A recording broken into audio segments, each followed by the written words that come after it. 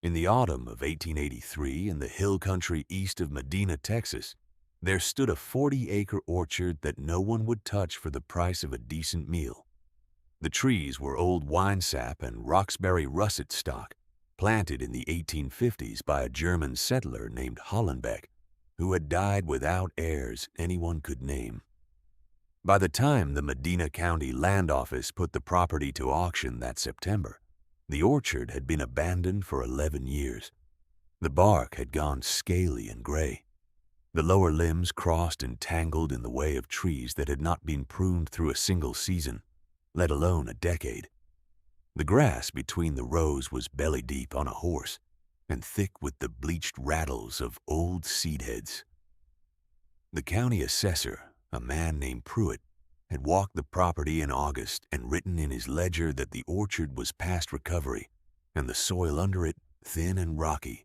He estimated the worth of the 40 acres at $12 and recommended the county accept any reasonable offer simply to put the land back on the tax rolls. If you have ever watched a room go quiet, not from respect, but from the particular silence of a crowd deciding together that a thing is worthless, you know what that auction looked like. She was 26 years old, and she had arrived in Medina with $14 in a leather purse that had belonged to her father. Her name was Nora Hecht. Her father, Caspar Hecht, had spent 30 years as an orchardist in the hill country north of Fredericksburg, and when he died in the spring of 1883, he left the orchard not to Nora but to her older brother Carl, whose name was on the deed as co-owner since 1878.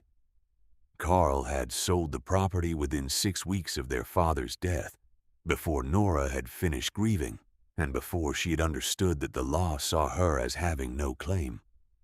She had worked that orchard from the time she could carry a grafting knife, and she had learned what she knew the way a person learns a language spoken in the house since birth, through the hands first and the mind after. She knew apple varieties by the shape of their leaves and the angle at which a branch attached to the trunk. She knew the signs of fire blight and woolly aphid and crown gall.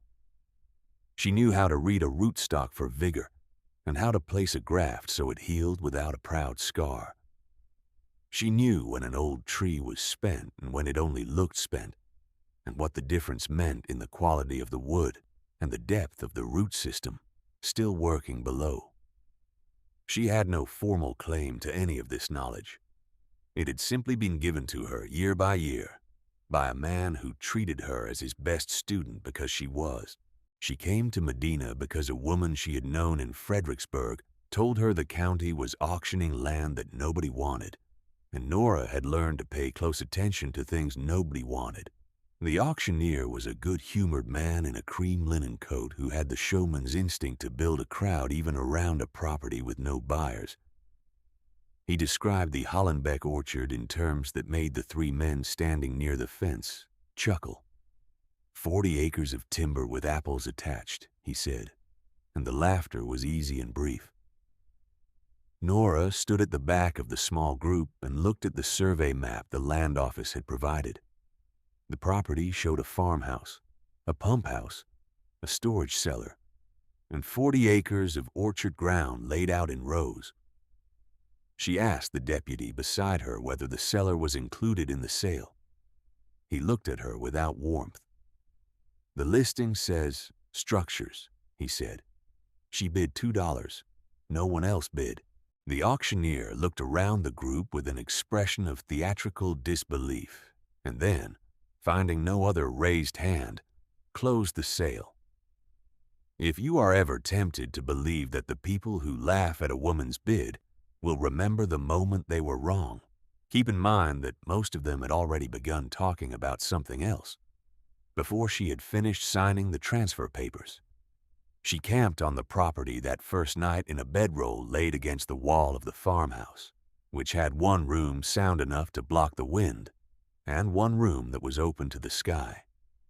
She had $2 left, a canvas tool satchel that had been her father's, and inside it a draw knife, a grafting saw, a budding knife, a pair of pruning shears, and a leather roll of grafting tape that she replenished from a supply she had learned to make herself from wax and pine pitch. She had also her father's steel rule, a compass, and a short folding scale marked in both inches and decimal fractions that he had used to measure graft union callus in the spring. These were not impressive tools to most eyes. To her, they were sufficient. She spent an hour before dark walking the perimeter of the farmhouse and taking stock of what the previous occupant had left.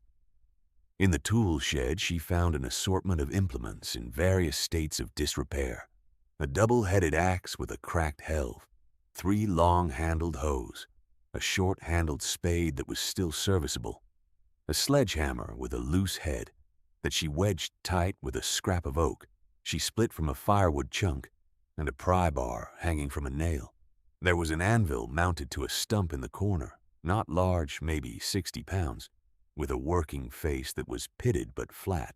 There was a coffee tin of cut nails, rusted together in a solid mass, and a glass jar of lard that was rancid but would serve for tool protection. The pump house held the pump mechanism, and against the far wall, 2 ceramic crocks sealed with paraffin. She did not open them that night. She made note of everything and went back to the farmhouse. The orchard was quiet in the way only abandoned places are, a quiet made of the absence of the particular sounds that should be there. No harvest crew, no wagon on the row, no pruning saw working in the pre-dawn cold. Only the wind in the tall grass and the dry rattle of seed against seed. She was not afraid of what the orchard looked like. She had seen neglected trees before. She understood that 11 years of benign neglect was not the same as 11 years of disease or poison. The trees might be overgrown. They might be producing fruit of poor quality in the high branches where no one had tended them. But old apple trees on good rootstock did not die easily. Her father had told her that, and she had seen it herself more than once. A tree that looked finished above the soil line and was, in fact, working steadily below it. The winesap variety was particularly persistent. It had been planted in the American South and the hill country for its hardiness as much as its fruit, a tree that would survive drought and neglect that would kill newer introductions without question. She would learn whether the rootstocks were sound before she spent a day of labor on the canopy. That was the first thing. On the morning after her first night on the property, she walked every row of the orchard from the north fence to the south, moving slowly and kneeling at intervals to expose the soil at the base of each tree and examine the crown. She carried the short-handled spade from the tool shed. The grass in the rows was thick enough that she had to push through it sideways in places, her dress catching on the dry seed heads and pulling them loose in small, pale showers. She noted as she walked that the row spacing was generous, perhaps 18 feet, which was wider than she might have planted herself, but which meant that the tree canopies, even as overgrown as they were, had not yet merged into a continuous ceiling. There was still structure here. The original planting had been done by someone who understood trees at a spacing that assumed they would grow old. By mid-morning, she had covered the first 20 rows. The rootstocks were old, most of them, but sound. The root crowns were clean, no gall, no significant rot. The wood was gray and hard in the way of old apple wood, which does not rot from the surface as quickly as softer species. She scraped the bark of each crown with her thumbnail and looked at the cambium beneath, the thin green layer under the bark that told her whether the vascular system was alive. Green cambium meant the tree was working. Brown cambium, dry and crumbling away from the wood below it, meant it was not.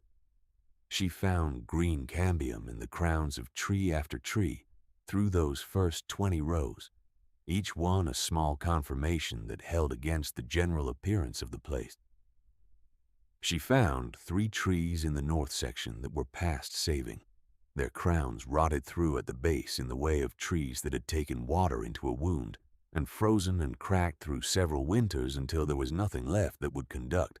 She marked them with a piece of charcoal from the farmhouse hearth, 3 white marks on gray bark at knee height. They would need to come out, and the stumps would need grinding or burning before she could replant those positions. She did not grieve this. 3 trees out of 80 was a different calculation than 30 out of 80. She found 12 more in the south that were borderline. Their crown wood split and checked in ways that suggested the heartwood was compromised. Not dead, but laboring. Trees that might give her 2 or 3 more seasons if properly managed, and might give her nothing. She marked these with a single line rather than a cross, and moved on. The remaining trees, 74 of the 80 she counted, showed sound crowns and live cambium when she scraped them. 74 living trees on 40 acres. She sat in the grass at the end of the last row and allowed herself to feel what she had been holding back since she arrived. Not grief, not triumph. Something closer to recognition, the particular feeling of finding a thing that has been waiting in the exact condition you suspected it was in. Her father had taught her that an orchard was a long argument between a woman and time, and that time was not the enemy the argument made it out to be, only a force that required correct interpretation.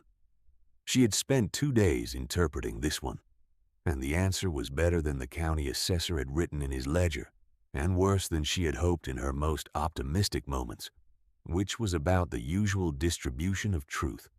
What she did not know yet was why the cellar door was iron. She had noticed it on her first pass through the property, a heavy slab set into a raised stone foundation at the south end of the farmhouse, iron rather than the planked wood that served most root cellars in the hill country. The hinges were massive and hand-forged, the kind of work that had been expensive even in 1860. The hasp was a heavy iron bar with a slot for a padlock, but the padlock was missing, and when she pulled at the bar it did not move. Not locked, swollen. The iron had rusted along the frame until the door was, in effect, sealed by corrosion, rather than by any mechanism. She had noted this without spending more time on it, because the orchard demanded her attention first, but the door stayed in her mind through the early days of the work. Iron was not what you put on a root cellar. Iron was what you put on something you wanted to protect. The work on the trees was harder than she had anticipated, and slower than she would have liked. The overgrowth of 11 seasons meant that every tree in the orchard had to be opened, the crossing and rubbing branches removed, the water sprouts that had shot from the old branch unions cut back to the collar, the whole canopy reduced from a tangled globe to something with light and air moving through it. She worked from first light to last, taking each tree in turn, moving through the rows systematically as her father had taught her. He had called it reading the tree, meaning that you stood before it for a moment before you cut anything, and you asked it what it needed, not in any sentimental way, but in the practical sense of understanding what the growth pattern was telling you about where the vigor was and where it was spent. She applied this without thinking about it, the way a person applies a language they have spoken since childhood. The first tree she opened took her the better part of a morning. It was an old wine sap, its trunk 14 inches across at the base, with branch unions that had been forming and reforming for 3 decades. The water sprouts that had grown from the old scaffold branches were not thin, as new growth on neglected trees sometimes is, but heavy, some of them as thick as her wrist, carrying their own subsidiary growth. She cut them to the collar and sealed the larger wounds with grafting compound she had made from lard and pine pitch the previous evening. The saw was the limiting tool. She sharpened it twice before noon with the file she kept in the satchel, a small 2-sided file that her father had given her the summer she turned 15, and that she had resharpened on his whetstone every few weeks for 11 years. He had told her that the difference between a good orchardist and a poor one was not strength or knowledge, but the willingness to keep the tools sharp enough that the work did not fight back. Each day through that first week, she opened 5 or 6 trees at most. It was not fast enough by her calculation, but she had learned not to rush the early work on a tree you were taking back from neglect. An overcut in the first season could shock a rootstock that was already under stress and cost her the tree entirely. She removed enough to let light and air into the canopy and left the final shaping for a second season, which meant she was working not toward a finished orchard, but toward an orchard that was no longer getting worse. That distinction mattered. By the end of the first week, she had worked through the north section, 22 trees opened and corrected. Her hands were raw from the shears and the saw. The blisters at the base of each finger rubbed down to the skin and then past it, hardening slowly over the days into the particular callus that tool work produces. She had eaten the last of the dry provisions she had carried from Medina, and she walked the 2 miles into town on the 7th morning to buy cornmeal and salt pork and a small jar of pickled beets that cost more than she wanted to spend. In town, she heard what people were saying about the Hollenbeck orchard. The storekeeper, a broad-faced woman named Gertrude Pohl, was not unkind but was direct in the way of people who live in places where directness is a courtesy. She told Nora that the county had been trying to move that property for 3 years, and that several men had looked at it and declined. One of them an orchardist from San Antonio, who had examined the trees and said they were not worth the cost of removal. She said this without malice, the way a person states a fact they expect to be useful. Nora listened and paid for her provisions and did not say what she thought the orchardist from San Antonio had missed. She had found that saying nothing served her better than argument, and that the trees themselves would make the case more persuasively than she could. She spent the evening of the 7th day at the cellar door. She had brought a bar from the farmhouse tool collection, a short iron pry bar that had been left on a nail above the workbench, and a can of axle grease that she had found in the pump house. She packed the grease into the gap between the door and the stone frame, working it into the rust line with a stick, and left it to penetrate overnight. The following morning she applied the pry bar to the bottom edge of the door, working slowly and without forcing, prying in stages from one corner to the other. Her father had taught her that iron could be reasoned with if you did not fight it, that heat and patience and lubrication could free a thing that force would only break. She worked through the morning. At midday the door shifted. At mid-afternoon it moved. She opened it on a darkness that smelled of cold earth and something older, a mineral dryness that she associated with stone rooms that had been sealed a long time. She went down the stone steps with a lantern from the farmhouse, the flame throwing orange light across the walls and the low ceiling. The cellar was larger than she had expected from the outside, perhaps 12 feet by 16, with stone walls and a packed earth floor. There were shelves along the east wall, empty. There were 3 oak barrels in the southwest corner. 2 of them collapsed and rotted through, one still intact. There was a wooden crate in the center of the floor, lidded and bound with iron strap. And on the south wall, fixed to the stone with iron pegs, were 37 document sleeves made of oilskin. She stood in the lantern light and looked at them for a long moment. Oilskin meant someone had intended them to last. Iron pegs and stone meant someone had intended them to stay. The sleeves were numbered in a copper plate hand, a different ink for every 5th one, suggesting they had been added in batches over time. The cellar had been sealed, she understood, not to protect fruit or grain, but to protect paper. She took the sleeves down one by one and carried them to the farmhouse table. The documents inside covered 19 years, from 1858 to 1877. They were the private records of Aldous Hollenbeck, who was not the simple German settler the county's brief history of the property described.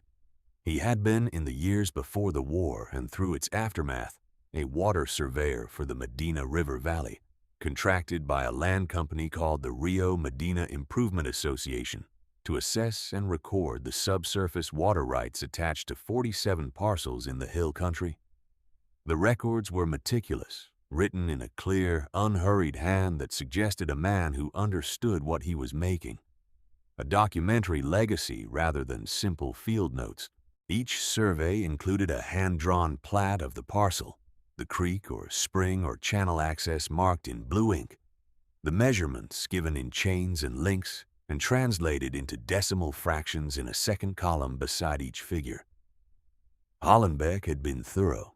He had written marginal notes in some of the surveys where the physical conditions of the ground had complicated the legal description, noting the position of seasonal flood channels and the way limestone shelves affected subsurface water movement. He had been, by the evidence of these records, someone who took the work seriously. Nora read through the night, her lamp burning low twice before she trimmed and refilled it. What the records showed was not subtle. Beginning in 1869, the Rio Medina Improvement Association had begun filing amended water rights claims with the Texas General Land Office, claims that bore Hollenbeck's surveyor's mark, but that described the water access for each parcel differently than his original surveys.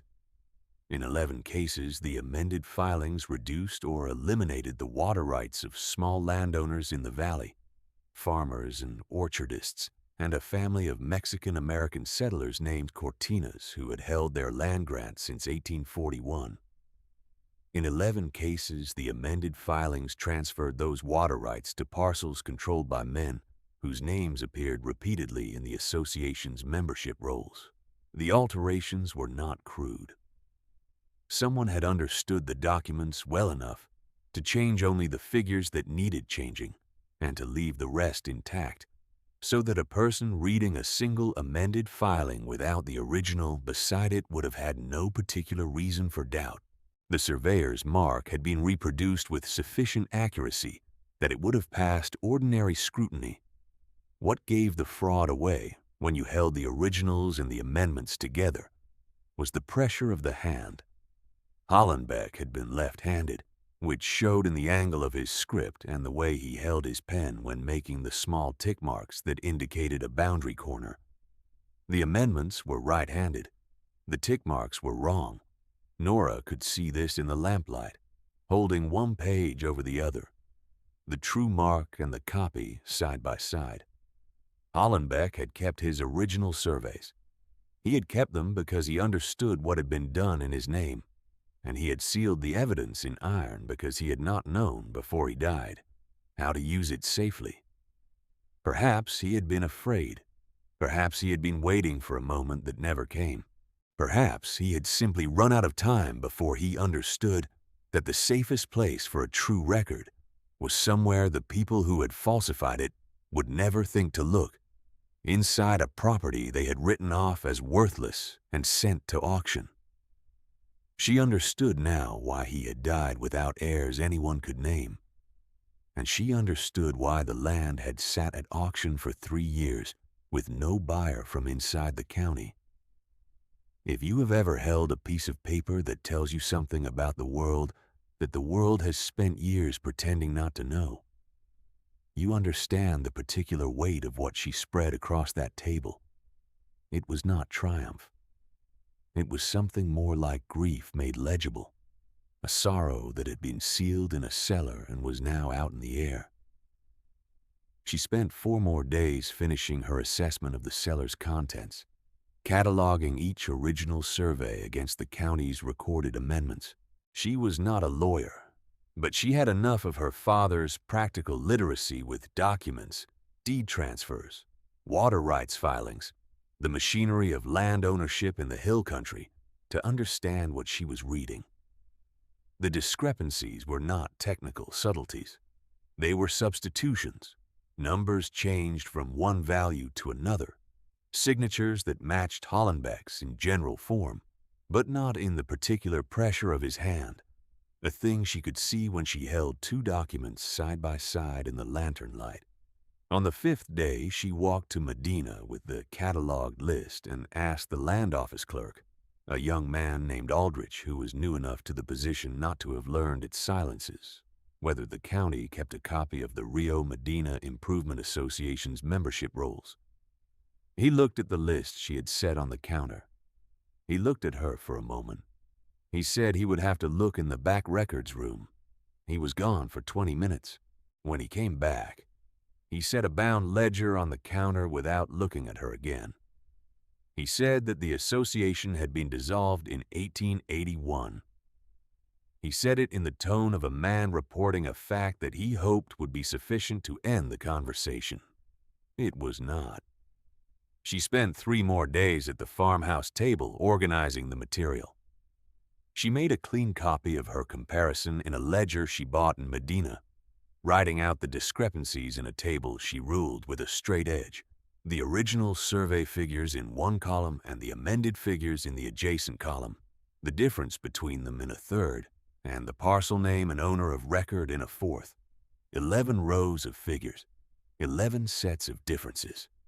She copied it twice, keeping one copy in the cellar and taking the other with the original surveys to the county land office. She filed the original surveys that afternoon, each one accompanied by the corresponding county record and her written comparison of the material differences in plain spoken hand. She was not asking the office to act. She was establishing in the permanent record that the original surveys existed and that they said something different from the amended filings. She had learned from her father that the way to correct a falsified record was not to accuse but to lay the true record beside it and let the difference speak. He had told her this in the context of a dispute with a neighboring orchardist over a property line, a simpler matter than this one, but the principle was the same. The truth did not require an advocate. It required only that someone put it where it could be read. She also wrote a letter to the Texas General Land Office in Austin, citing the file numbers and the parcel descriptions and the names of the affected parties. She included the name Cortinas, spelled out in full, with the land grant date of 1841 and the water rights description from the original survey that Hollenbeck had filed and that someone else had altered. She mailed the letter from the Medina post office on a Wednesday morning in late October. The clerk behind the window was Gertrude Pohl's husband, and he looked at the Austin address without comment and took her 2 cents for the postage. She returned to the orchard and went back to the trees. The work took the rest of October and all of November. She finished the south section on the first cold morning of December, her breath visible in the early air. The pruning saw heavy in hands that had grown accustomed to the weight. She had opened and corrected 69 of the 74 living trees. The remaining 5 in the south corner section needed a second season of work, their branch architecture too compromised to address all at once without shocking the rootstocks. She left them and moved to the pump, which she cleared of scale and sediment, and got running again with a new leather washer and a replacement valve stem she bought in Medina with the last of the money she had brought from Fredericksburg. Water ran through the orchard's old furrow system for the first time in 11 years on a December afternoon when the grass was frosted and the sky over the hills was the pale blue of old porcelain. She did not have enough money to carry her through the winter without finding work. She contracted with 2 neighboring farms to help with their kitchen gardens and their root cellars through the cold months, working 3 days a week at each place, and returning to her own property on the remaining days. The work was ordinary and paid in a combination of cash and food stores, dried beans and salt pork, and a sack of cornmeal that carried her through January. She slept in the farmhouse under 2 blankets and a horse blanket she had mended with leather cord, the cold coming through the wallboards of the open room on nights when the temperature dropped below 20 degrees, which happened 4 times that winter. She used the cold months to work on the farmhouse itself, patching the worst of the gaps in the open room with salvaged boards from a collapsed structure at the south corner of the property, a small outbuilding that had been a chicken coop or a smokehouse at some point, and was no longer useful as anything but lumber. She cut the boards with the handsaw and fitted them by eye, which was good enough to stop the wind and good enough to matter by February. She also repaired the pump, which had needed a leather washer and a replacement valve stem.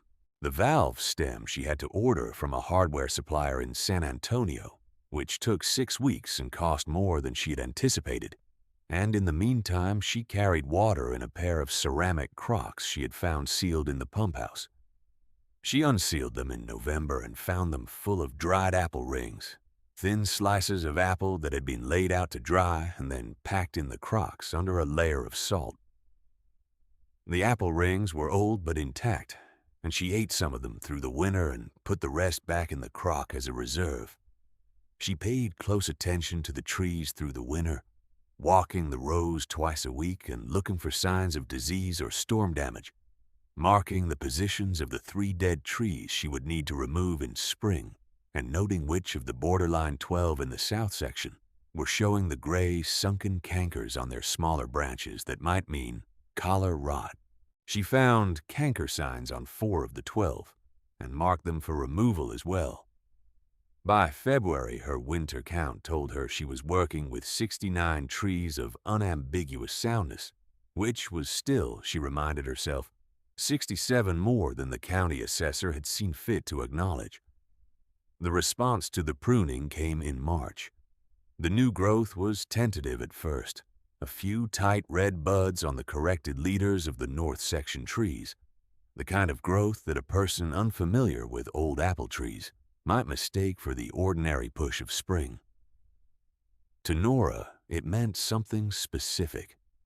It meant the rootstocks were alive enough to send their vigor into the newly opened canopy. It meant the work she had done in October and November had been read by the trees and answered. She walked the north section on the morning she found it, touching each new bud with the tip of one finger, not from sentiment but from the practical habit of a person who checks her work. The buds were firm and well swelled, the scales just beginning to separate into the small green points that would become new leaves and eventually new scaffold growth. She counted bud clusters on 5 representative trees and found the distribution even across the scaffold branches she had left, which meant the rootstocks were sending their energy where she had asked them to send it. By late March, the growth was unmistakable from a distance, a reddish-green blush at the tips of the north section trees, visible when the morning light hit them from the east. She allowed a man named Whitfield, who farmed the adjacent property to the west, and who had watched her work through the fence with what she had taken for skepticism, to walk through the north section with her and look at the trees. He said nothing for a long time. Then he said that he had thought the Hollenbeck trees were past it. She said she had thought they might be also, which was why she had looked at the crowns before she looked at the canopy. He went home and she went back to work, and neither of them said anything more about it, but she noticed that he did not look at her in the way he had in September. In April, a letter arrived from the Texas General Land Office in Austin. It was addressed to the current owner of the Hollenbeck parcel, which was Nora Hecht, and it stated that the office was initiating a review of the water rights claims filed by the Rio Medina Improvement Association for 11 parcels in the Medina River Valley. The review would proceed on the basis of documents received from the Medina County Land Office. Any parties with an interest in the affected parcels were encouraged to file a statement with the county office by June the 1st. She read the letter twice and set it on the farmhouse table beside the stub of a candle and the grafting knife she had been sharpening. The review took the better part of the following year. She was not asked to appear in Austin. She had not expected to be. The documents she had filed did the work. Her task had been to find them and to place them where they could be read by people with the authority to act. She heard, through Gertrude Pohl in the Medina General Store, that the association's former members, 3 of whom were still living in the valley, had retained a lawyer in San Antonio, and were disputing the provenance of Hollenbeck's original surveys.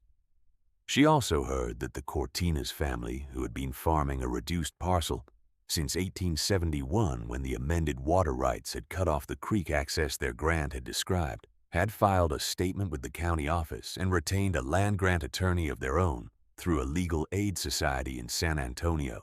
She pruned the orchard a second time that winter, a lighter corrective pass on the trees she had opened in the first season, and a first proper pass on the 5 south corner trees she had left. The work was easier now that the canopy architecture was re-established. The trees were not what they would become in 3 or 4 more seasons, but they were unmistakably alive. Their branch unions calloused cleanly over the pruning cuts, their new wood straight and vigorous where it had been crowded and weak. She grafted 14 new trees in the spring of the second year, using scions she had selected and wrapped in wax cloth over the winter, varieties her father had taught her. Winesap over established rootstocks she had found in the fence-line hedgerows of the property, seedling apple that Hollenbeck had planted as windbreaks and that had been growing in the same soil for 25 years. The grafts took 11 of 14. She counted them in April with the same flat attention she applied to everything on this property. The same attention her father had taught her was the only honest way to work. The land office in Austin completed its review in September of the second year and issued its findings. The 11 amended water rights filings were invalidated on the grounds that the surveyor's marks had not been authenticated and that the original surveys on file in the county records showed material discrepancies with the amended versions. The water rights described in the original surveys were restored to the parcels as filed. The Cortinas family's creek access, described in Hollenbeck's 1864 survey as a secondary channel of 4 feet in width at the grant boundary, was restored to their record. The association's lawyer had argued in his filing that Hollenbeck's original surveys were not authentic, that the oilskin sleeves were a later fabrication, and that the documents Nora had submitted were not what she claimed them to be. The land office examiner who reviewed the matter noted in the finding that the documents showed no evidence of recent manufacture, that the oilskin and the iron pegs showed corrosion consistent with several decades of undisturbed storage, and that the handwriting discrepancies between the originals and the amendments were material and consistent across the 11 affected filings. The lawyer did not file a further appeal. Nora heard about the finding from Aldrich at the land office, who told her in a neutral voice that contained something she could not quite name. She thanked him and walked back to the orchard. It was a September morning with the first cool air of the season moving down from the hills, the sky high and blue and bright, and the orchard was not yet producing fruit in quantity. That was 2 seasons away at the earliest, maybe 3. The trees were young in their second life, their canopies rebuilt from the ground up, the branch architecture clean and open, where 11 years of neglect had made them dark and crowded. She walked the north section and looked at the work. It was good work, still unfinished, as all orchard work is always unfinished, but honest and sound. The branch unions from the first season's pruning were fully calloused, the cut surfaces smooth and tight, no signs of disease entering through the wounds. The new scaffold growth she had left from the first spring flush was hardening into permanent wood, taking the angles she had allowed rather than the crowded crossing angles of the neglected years. She had a letter to write. She had known she would write it eventually, and she had been composing it in her mind through the months of work, not in the sense of planning the words, but in the sense of understanding what it was she owed. She wrote it that evening at the farmhouse table, a single page in her father's kind of plain, direct hand. It was addressed to Elena Cortinas, whose name had appeared in the land grant records and in the general land office filing. It said only that the documents Nora had found in the cellar of the property she had purchased included the original water survey that had been altered without the surveyor's knowledge, and that she had filed it with the county and with Austin because it described what had been true about the creek access before someone had changed the record. It said that she had not done this for the Cortinas family in any possessive sense, but because the document existed and the true record ought to stand. It said nothing else. She received a reply in November. The reply was written in a clear, formal hand that suggested a person accustomed to the particular weight of putting things in writing. It said that Elena Cortinas's grandmother had been born on that parcel in 1843 and had farmed it until her death, and that the loss of the creek access in 1871 had forced the family to haul water through 2 dry seasons that had nearly broken them. It said that the restoration of the record did not undo those years, but that it mattered that the original truth was now the official truth. It said that Elena Cortinas was grateful, and it gave a precise, spare word of thanks that carried more weight than a longer expression would have. Nora folded the letter and kept it. She kept it with the grafting knife in the canvas satchel that had been her father's, not for sentiment, but because it seemed to belong near the tools she worked with, the things that had been given to her and that she was still learning to use correctly. The orchard had its first partial harvest in the 4th autumn, a modest crop from the north section trees that had recovered fastest. The apples were small by commercial standards. The first heavy bearing always is from a tree coming back into production, but the flavor was the deep, complex sweetness of old variety stock that had not been selected for shelf life or travel. She sold what she harvested at the Medina market and used the money to buy lime sulfur for the following spring's dormant spray and new shears to replace the pair she had worn through in the first season's work. The auctioneer in the cream linen coat was at the market the day she brought her harvest in. He looked at the crates of apples, and then at her, and then at the crates again. He did not say anything. Neither did she. Pruitt, the county assessor, walked through the orchard the following spring at her invitation, which she extended not as a courtesy, but as a practical matter. She needed the property reassessed for tax purposes, and she wanted the assessment to be made by a man who had seen the property in both conditions. He walked the rows in April and said nothing for a long time. Then he said that he would have been glad to have written a different report in his 1883 ledger, and she said that she was glad she had not read it before she bid. What she built at Medina in the years that followed was not large. 40 acres of orchard ground in the Texas Hill Country will not make a woman wealthy, but it will, if properly tended, make her secure.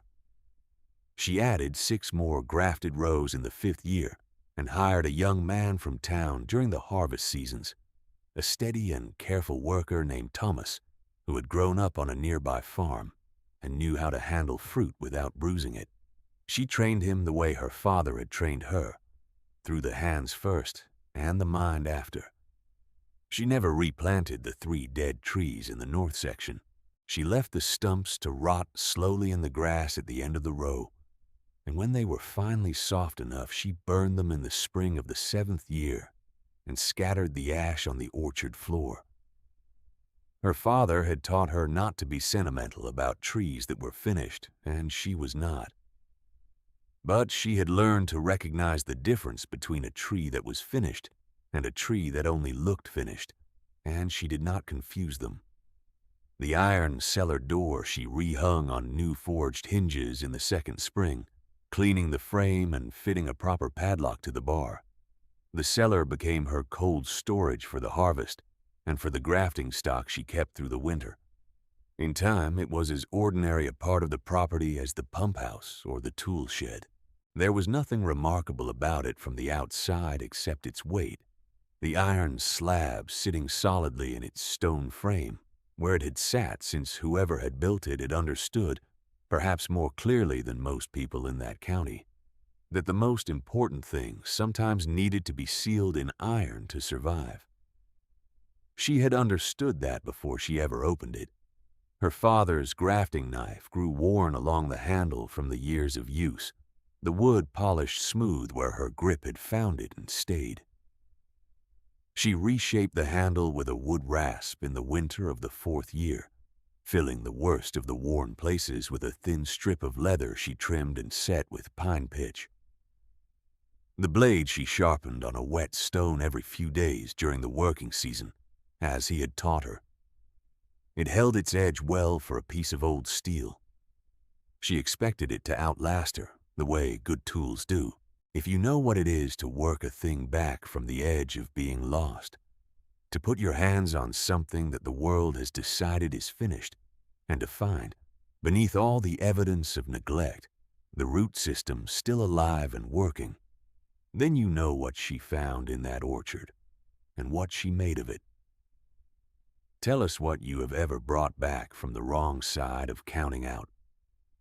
And if you find yourself drawn to stories of women who do not need to be rescued to come into what they are owed, there are more of them in this channel, everyone built from patient hands and a willingness to read carefully what others were too quick to dismiss. The orchard stood. The trees bore fruit in their season. The water ran in the old furrows when the rains came, as it had run in the original surveys, the true description restored to the record at last. She had paid $2 for all of it, the trees and the cellar and the iron door, and the documents sealed inside in the particular kind of justice that does not arrive as a triumph, but as a correction, a record set right, a line redrawn where it should always have been. $2 for 40 acres of truth. Her father would have said that was about right.